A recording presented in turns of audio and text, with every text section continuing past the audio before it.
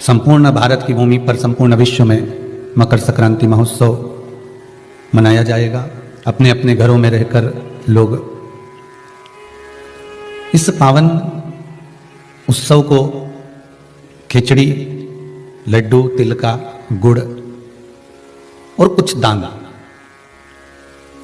और उसमें भी सबसे मूल दान है भगवान की भक्ति का दान, अर्थात भगवान के भजन का दान, स्मरण का दान। आप दान करो, मना नहीं है, परंतु ये प्लास्टिक की चाय की चलनी और आटा छानने की चलनी और प्लास्टिक के बर्तन और ये सब चीजें दान करना करो, आपका मन हो तो, हमारे की तरफ से कोई मना नहीं हो, पर सबसे बड़ा दान है भगवान के भक्ति का, भजन का दान, भगवान का भजन का दान। राम नाम, कृष्ण नाम, शिव नाम। प्रयास करिए मकर राशि के अंतर्गत जब सूर्य प्रवेश करे और आप जब मकर का स्नान करें और मकर संक्रांति पर्व का जब आप स्नान करें तो भगवान की अविरल भक्ति आपके भीतर समाहित हो। दो स्थान शंकर के मंदिर के, दो स्थान। अगर बहुत रोग में ग्रसित हो ना, बहुत रोगीले हो गए ना, बहुत कोई बीमारी ज्यादा हो गई ना, दो स्थान शंकर के मंदिर के बना लो। दो स्थान जिसको हमको साफ करना है, तो और वहां चंदन की एक बिंदी रखकर आना। दो स्थान बना लेना। पहला, ये जो जलाधारी है, अशोक सुंदरी वाला जो स्थान है, पहला स्थान अशोक सुंदरी का स्थान, जहां पर बीच में एक मोटी सी लाइन रहती है, उसके आसपास में जो जगह रहती है, उस जगह को जल से साफ करिए, और जल से साफ करने के बाद में उसी को अपने शरीर पर थोड़ा सा लगाइए, हाथ को धो लीजिए, थोड़ी सी चंदन की बिंदी दोनों ओर लगा दीजिए। पहला स्थान। दूसरा स्थान, जहां से पानी बहकर जाता है, उस पूरे स्थान पर से कहीं भी एक तुम्हारा मन कर जाए, उस स्थान को थोड़ा सा हाथ से और जल से साफ कर दो, और वहां भाग को अपने हृदय से या शरीर में जहां रोग है, तकलीफ है, बहुत कष्ट है, बहुत दर्द है, उस स्थान पर लगाओ, और चंदन की, हाथ धोने के बाद चंदन की एक बिंदी उस स्थान पर, वो नाली वाली जगह पर कहीं पर भी रख दीजिए। ये दो जगह आप साफ करना सीख जाओ। ये दो स्थान आपने अगर साफ करे हैं तो निश्चित है कितनी भी बड़े से बड़ी बीमारी है, उसका रिजल्ट अच्छा ही आएगा, वो बीमारी समाप्त होगी। वो बीमारी समाप्त होगी, निश्चित है। थोड़ा समय लगेगा, थोड़ा समय लग सकता है, पर आप अपने भरोसे से अगर करोगे तो निश्चित प्राप्त।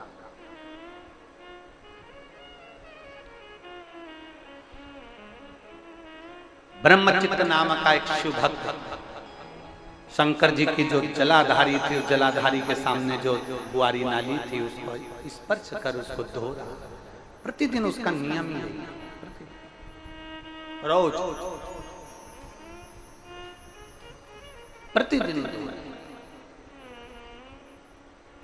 समय बदला, कालचक्र बदला, शनि ने अपनी कुदृष्टि उस ब्रह्मचित्त पर दे दी।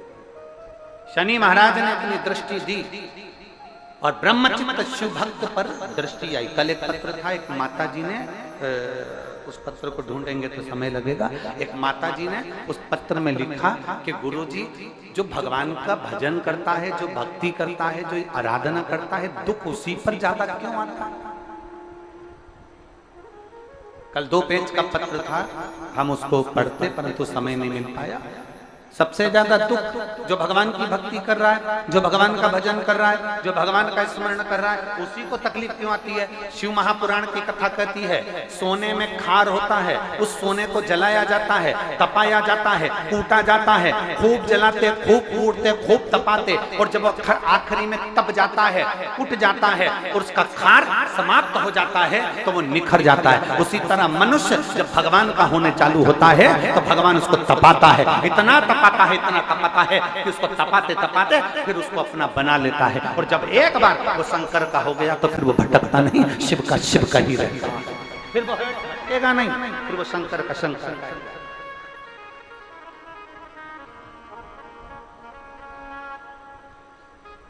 फिर वो भटकता नहीं है, वो शंकर का हो गया और शंकर का ही रहेगा। मकर संक्रांति का पर्व है,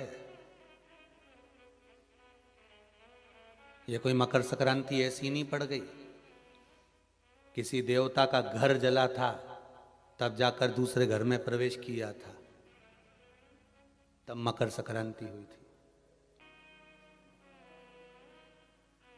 एक बहू ने अपने ससुर का आदर नहीं करा था तो पिता ने बेटे के घर में आग लगा दी थी केवल क्रोध में, तब जाकर ये मकर संक्रांति पड़ी थी। कोई ऐसे ही पड़ गई मकर संक्रांति?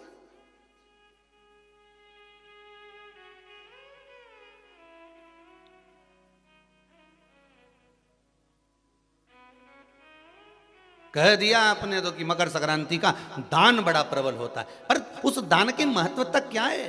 हमारे शास्त्र क्या कर रहे हैं, हमारे पुराण क्या कर रहे हैं, हमारे वेद क्या कर रहे हैं? हम तो सुनते हुआ हैं भीष्म पितामह बाणों की सैया पर पड़े तो उत्तरायण सूर्य आने वाला था इसलिए तब प्राण त्यागूंगा।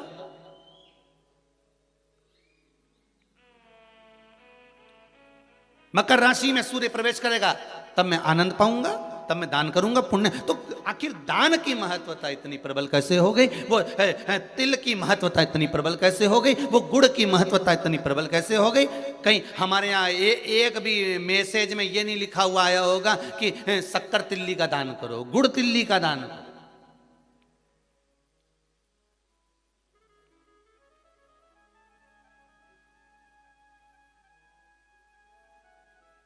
ज्योतिष के हिसाब से तिल शनि है और गुड़ सूर्य है।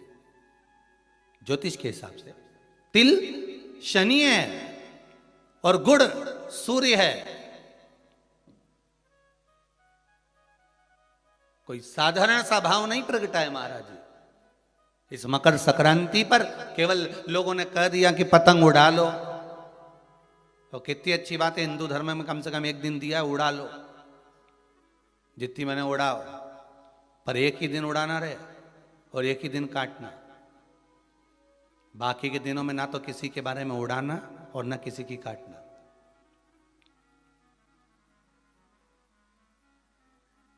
मकर संक्रांति का पर्व देखना है तो पुराना उठाकर देखिएगा कि हमारे यहां मकर संक्रांति का भाव क्या व्यक्त करता था, क्या कहता था। ना तो किसी के बारे में उड़ाओ और ना काटो। किसी की बहन बेटी जा रही है उसकी उड़ा दी, कोई का लड़का है तो उसकी उड़ा दी, कोई की सास है तो उसकी, कोई का ससुरा है तो उसकी, कोई गुरु है तो उसकी, कोई ब्राह्मण है तो उसकी, कोई बड़े से बड़ा मठाधीश पीठाधीश संत महात्मा जोगी सन्यासी तपस्वी जिसको तुम जानते तक नहीं, किसी की बहू बेटी को तुम पहचानते तक नहीं, किसी व्यक्ति को तुम पहचानते तक नहीं, एक बार नहीं मिले, बस एक व्यक्ति ने उड़ाई तो इन्हें भी ढील दे के उड़ाई। अब वो एक ने उड़ाई तो तुमने भी उड़ा दिया। अरे हमारे यहाँ तो हिंदू धर्म में एक दिन दिया है मकर संक्रांति का दिन कि खूब छत पर जा उड़ा ले जितनी उड़ाना है, पर किसी की गलत शब्द से मत उड़ाना, किसी के लिए आड़ा टेढ़ा मत बोलना, किसी के लिए ऐसा मत बोल जाना क्योंकि तुम उसको पहचानते ही नहीं हो, बस उसने उड़ाई तुम उसके साथ मिल गए, दे ढील। चरखिल तो तुम ही पकड़े थे, उड़ाए जा उड़ाए जा उड़ाए जा। उन्हें उसकी बेटी के लिए कुछ कहा, 4 लोगों ने मिलकर और कह दिया, 5 लोगों ने मिलकर और कह दिया। किसी के बहू के लिए कहा, एक ने कहा, दूसरे ने फिर कह दिया, 4 ने मिलकर फिर कह दिया। किसी के बेटे के लिए कहा, किसी गुरु के लिए कहा, किसी ब्राह्मण के लिए कहा, किसी संत के लिए कहा, किसी साधु के लिए कहा। किसी ने एक संत पर उंगली उठाई, सबने उड़ाना चालू कर दिया। किसी ने एक गुरुजन पे उंगली उठाई, सबने उड़ाकर चालू कर दिया। हम उड़ा रहे, ना तो जानते ना पहचानते, ना देखा ना भाला, ना कभी उससे मिले ना जाने, बस उसने उड़ाई थी और तुमने जरखिल से ढील देकर उड़ाना चालू कर दिया।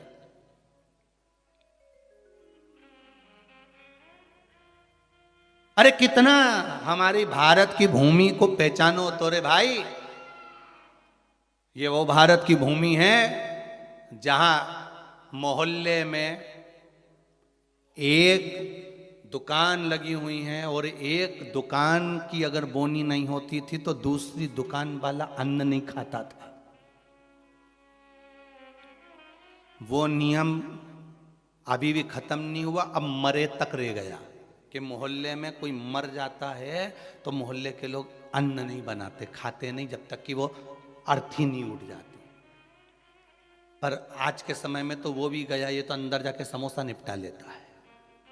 तो का आज के समय में कौन रुकता है?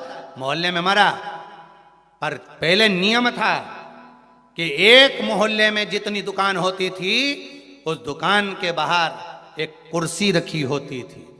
प्रत्येक दुकान के बाहर एक कुर्सी रखी होती थी। ग्राहक आता था, कुर्सी पर बैठता था, कुर्सी पर बैठता, सामान खरीदता, सामान खरीदा जिसकी दुकान से कुर्सी, उस दुकान को जब बाहर रखी थी वो कुर्सी फिर अंदर रख लेता था। अब जिसकी दुकान में कुर्सी अंदर चली जाती थी, उस दुकान पर अगर कोई सामान खरीदने आता था तो जो दुकान का मालिक है वो कहता था भैया ये सामान मेरे पास में नहीं है, सामने वाली दुकान पर है, वहां चले जाओ। सामान इसके पास रहता था पर नहीं देता था, क्योंकि इसको मालूम है कि मेरी बोनी हो गई है पर सामने वाले की बोनी नहीं हुई है, इसलिए वो कहता था सामने वाली दुकान पे मिल जाएगा, मेरे यहाँ नहीं है। जब वो सामने वाली दुकान पर जाता था, कुर्सी पर बैठता था, सामने वाला उस कुर्सी को उठाकर अंदर रख लेता था। फिर कोई उसकी दुकान पर जाता था, भैया ये सामान है क्या? तो क्या हमारे पास नहीं मिलेगा, वो तीसरी दुकान पर मिलेगा, उसकी यहाँ भेज देते थे कि वहां चले जा, वहां कुर्सी पर। क्यों? क्योंकि अगर हमारे लाइन में, हमारी पट्टी में, हमारे मोहल्ले में अगर किसी एक दुकानदार का अगर बोनी नहीं हुई, बिक्री नहीं हुई, तो फिर हमारा भोजन करना व्यर्थ है। ये हमारा हिंदू धर्म था, ये मेरी भारत भूमि का गौरव था।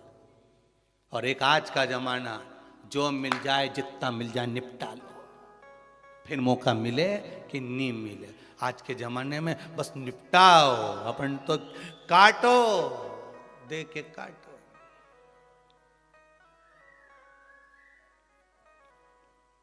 अरे भगवान से भी कहना, पतंग उड़े आकाश माने, डोर थारा हाथ मां, ओ वल्लभ मारी पतंग ऊंची राख जो।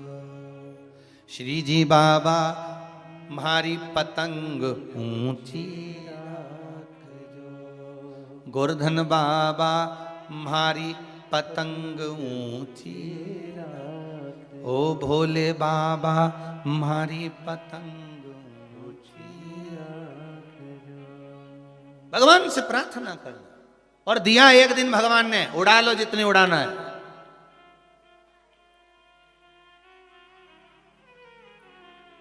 उड़ा लो।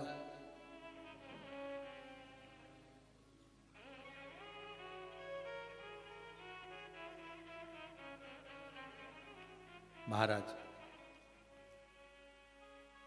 ज्योतिष में तिल को शनि और गुड़ को, जम के बोलो जरा, सूर्य कहा गया।